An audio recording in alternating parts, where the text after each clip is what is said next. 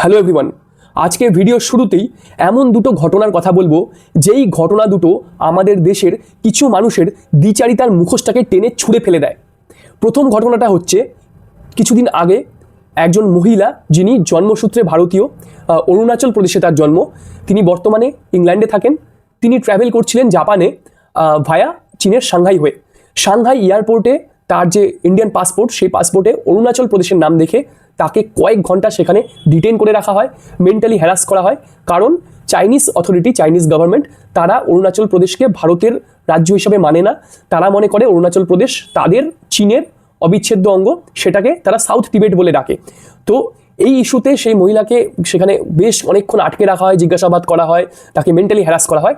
পরে সেই মহিলা তার এই পুরো এক্সপিরিয়েন্সটা সোশ্যাল মিডিয়ায় শেয়ার করেন, আর দেশের বিভিন্ন প্রান্ত থেকে তাকে ভুরি ভুরি সাপোর্ট করা হয়, তাকে প্রশংসা করা হয়। অবশ্যই তিনি প্রশংসনীয় কাজই করেন, তিনি সেভাবে একা সেখানে একটা চাইনিজ অথরিটির এগেনস্টে রুখেও দাঁড়ান।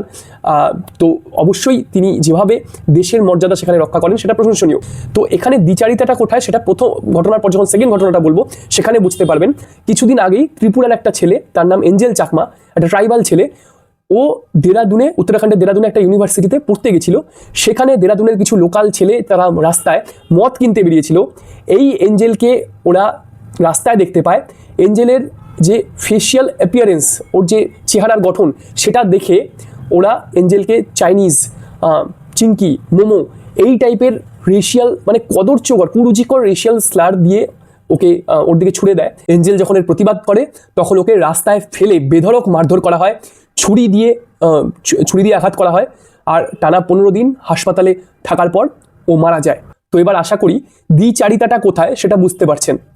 আমরা, আমাদের দেশের মানুষরা, একদিকে আমরা সেলিব্রেট করি যে আমরা সবাই একসাথে, ইউনিটি ইন ডাইভার্সিটি, বৈচিত্র্যের মাঝে দেখো মিলন মহান, এই সমস্ত বড় বড় বাতেলা মেরে আমাদের দেশের নেতারা ইন্টারন্যাশনাল পোডিয়ামে গিয়ে বলে আসে যে ভারতের দিকে তাকিয়ে দেখুন, ভারত থেকে কত কিছু শেখার আছে, আমরা এত রকমের ধর্ম, বর্ণ, ভাষা, ট্রাইবের মানুষ একসাথে থাকি, সুখে শান্তিতে আছি শতাব্দীর পর শতাব্দী ধরে, এরকম বড় বড় বাতেলা। কিন্তু আসলে গ্রাউন্ড রিয়ালিটিটা কি? সমাজের ম্যাক্সিমাম সমাজের দিকে যদি আমরা তাকাই তাহলে কিন্তু যেটা ডাইভার্সিটির কদর্য রূপ সেটাই আমাদের চোখে পড়ে। ইউনিটি তো তখন আসে যখন কোনো ইন্টারন্যাশনাল ক্রিকেট ম্যাচ হবে সেই স্টেডিয়ামে, আর কোনো শত্রু দেশকে যখন আমরা গালিগালাজ করব, সোশ্যাল মিডিয়ায় কমেন্ট করব, তখন ইউনিটিটা আসে। বাকি সবখানে ডাইভার্সিটি নিজের কদর্য রূপটা নিয়েই বেরিয়ে আসে।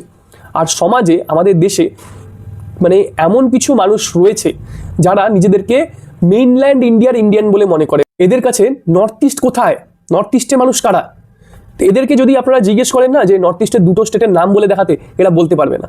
কারণ এদের যে ভিউ ইন্ডিয়ার, সেটা হচ্ছে শুধুমাত্র নিজেদের যেটা ভিউ সেটাই ইন্ডিয়ার ভিউ। ওই নিজেদের কয়েকটা স্টেট, এটাই ওরা জানে, ওর বাইরে ওরা বেরোতে পারেনি। ভারতের যে রূপ, ভারতের চরিত্র, ভারতের মানুষ, সেই নিয়ে তাদের কোনো আইডিয়া নেই। তার সাথে রয়েছে যথেচ্ছ পরিমাণে কুশিক্ষা, অশিক্ষা, একটা বাজে আপব্রিঙ্গিং, বাজে প্যারেন্টিং, বাজে মেন্টালিটি, এগুলো সব মিলে এরকম কয়েকটা ইভিল পার্সোনালিটি তৈরি করে যারা অন্য মানুষ, যারা আমার চেহারার সাথে মেলে না, আমার ধ্যান ধারণার সাথে মেলে না, আমার খাদ্যাভ্যাসের সাথে মেলে না, তার নিশ্চয়ই এ বাইরের দেশের, একে একটা বাজে কথা বলে দিই, এর নামে একটু হাসি ঠাট্টা করে নিই, এই একটা মেন্টালিটি আমাদের দেশের মানুষের মধ্যে রয়েছে, বিভিন্ন জায়গার মানুষের মধ্যে রয়েছে।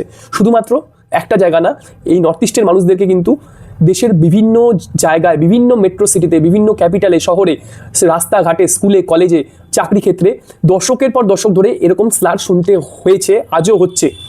চিংকি, চাউমিন, চিংচং, মোমো, এমনকি করোনার সময় এমনও খবর পাওয়া গেছে যে দেশের বিভিন্ন জায়গায় নর্থ ইস্টের মানুষদেরকে করোনা বলেও ডাকা হচ্ছিল।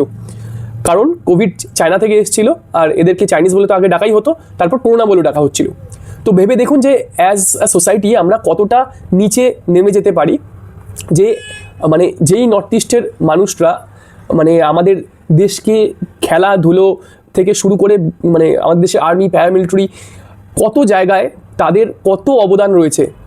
খেলাধুলোতে এত ইন্টারন্যাশনাল লেভেলের প্রাইজ তারা নিয়ে আসে, এত বড় বড় খেলোয়াড় সেখান থেকে বেরিয়েছে। তাদেরকে শুধুমাত্র এই কেন? কারণ তাদের যে ফেশিয়াল অ্যাপিয়ারেন্স সেটা মেইনল্যান্ড ইন্ডিয়ার মানুষদের সাথে মিলছে না বলে তাকে যা খুশি বলে দেওয়া যায়। এই নোংরা মানসিকতার মানুষদের পেটে যদি একটুও জ্ঞান থাকতো তাহলে তারা জানতো যে নর্থ ইস্টে প্রায় 200-রও বেশি ট্রাইব রয়েছে, আর নর্থ ইস্টের অনেক মানুষের মধ্যেই ফেশিয়াল অ্যাপিয়ারেন্সে একটা মঙ্গলয়েড ছাপ থাকে, কারণ তাদের যে জেনেটিক যে স্ট্রেইন আসছে সেখানে একটা মঙ্গলয়েড জিনের অংশ রয়েছে। তো সেই মানে আজ থেকে হাজার হাজার বছর আগের যে জিন আজ অবধি চলে আসছে, সেই জিনের থেকে তাদের যে ফেশিয়াল স্ট্রাকচার তৈরি হচ্ছে সেটাকে নিয়ে এইভাবে যে তাদেরকে চাইনিজ, চিংকি, মোমো এভাবে দাগিয়ে দেওয়া হয়, আর তার ফলে তাদের স্কুলে, কলেজে, রোজকার জীবনে, চাকরি ক্ষেত্রে তাদেরকে কতটা মেন্টাল হ্যারাসমেন্টের মধ্যে দিয়ে যেতে হয় সেটা কিন্তু সামনের লোকটা কখনো কল্পনা করে না। এই এঞ্জেল চাকমার ঘটনাটা কিন্তু কোনো নতুন ঘটনা না, কোনো বিচ্ছিন্ন ঘটনা না। এর আগেও এরকম ঘটনা বারে বারে ঘটেছে। 2014 সালে অরুণাচল প্রদেশেরই আরেকটা ছেলে, তার নাম নিদো তানিয়া, তাকে দিল্লিতে পিটিয়ে মেরে ফেলা হয় একই কারণে। রেশিয়ালি তাকে দেখতে অন্যরকম, তাকে রেশিয়াল কটূক্তি করা হয়। সে যখন প্রতিবাদ করে তখন তাকে রাস্তায় ফেলে পিটিয়ে মেরে ফেলা হয়। সেই ঘটনা দেশ জুড়ে আলোড়ন তুলেছিল, আর সেন্ট্রাল গভর্নমেন্ট বাধ্য হয়ে বেজবড়ুয়া কমিটি ফর্ম করে। এই কমিটির কাজ ছিল সারা দেশ জুড়ে নর্থ ইস্টের মানুষদেরকে কিভাবে এই রেশিয়াল হ্যারাসমেন্টের হাত থেকে বাঁচানো যায় সেটার রোড ম্যাপ তৈরি করা। কিন্তু এগুলো করে কি হবে? কারণ তারপরেও ক্রমাগত এই টাইপের রেশিয়াল কটূক্তি আর রেশিয়াল স্লার বারে বারে হয়ে এসছে, আজও হয়ে যাচ্ছে। আজ 3 জানুয়ারির ইন্ডিয়ান এক্সপ্রেসের এডিটোরিয়াল পেজে একজন প্রফেসর, তিনি দিল্লির মতিলাল নেহরু ইউনিভার্সিটির প্রফেসর, তার লেখা একটা আর্টিকেল আজকে পাবলিশ হয়েছে, সেটা আজকেই পড়লাম। সেই আর্টিকেলটা পড়লে আপনারা বুঝতে পারবেন যে তিনি একটা কলেজেরই একটা এক্সামে তিনি ইনভিজিলেটর, তিনি ক্লাসে ঢোকা মাত্র, তিনি নর্থ ইস্টের অবভিয়াসলি, তিনি ক্লাসে ঢোকা মাত্র সেখানেই তার ক্লাসে বসে থাকা স্টুডেন্ট যে এক্সাম দিতে এসছে সে চিংচং বলে ডেকে উঠল। তো মানে কতটা অশিক্ষা, কতটা কুশিক্ষা, কতটা স্বল্প জ্ঞান যেটাকে বলে দেশের সম্পর্কে, দেশের মানুষ সম্পর্কে কতটা স্বল্প জ্ঞান, আর কতটা বাজে প্যারেন্টিং, বাজে আপব্রিঙ্গিং হলে মানুষের মানে রূপটা, মানুষের মানসিকতাটা এতটা কুরুচি সম্পন্ন, এতটা কদর্য হতে পারে। কারণ যে মানুষের মধ্যে একটা মরাল সেন্স আছে, যে জানে, যে নিজের দেশকে জানে, নিজের সমাজকে জানে, যে একটা ভালো প্যারেন্টিংয়ের মধ্যে বড় হয়েছে, তার মধ্যে থেকে কিন্তু এগুলো আশা করা যায় না। যাদের মধ্যে এগুলো নেই তারাই এই কাজগুলো করে, আর তাদের মধ্যে থেকে কিছু মানুষ এতটা ইভিল হয়ে যায় যে তারা একটা ছেলেকে শুধুমাত্র সে তাদের মতো দেখতে না বলে তাকে রাস্তায় ফেলে পিটিয়ে মেরে ফেলতেও দ্বিধাবোধ করে না।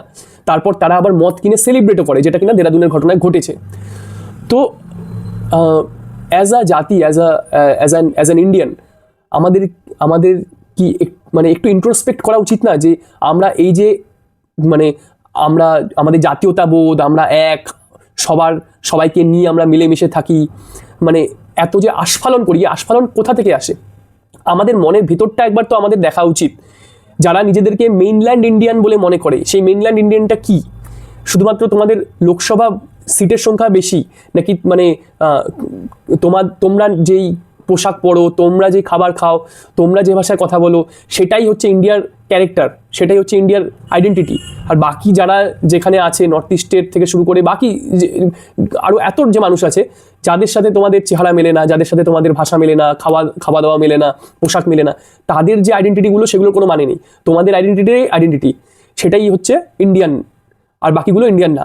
তো এই যে ধ্যান ধারণা, এই যে একটা মানে কি বলবো, এই টাইপের মানসিকতা, সেটা কতটা খারাপ হতে পারে, সেটা কতটা ভয়ঙ্কর হতে পারে, সেটাই এই ঘটনা আমাদের সামনে চোখে আঙুল দিয়ে দেখিয়ে দেয়। এই বিষয়ে আপনাদের কি মতামত কমেন্ট করে জানান। ভিডিও ভালো লাগলে লাইক করুন, শেয়ার করুন, সাবস্ক্রাইব করুন। দেখা হবে আবার নতুন ভিডিওতে।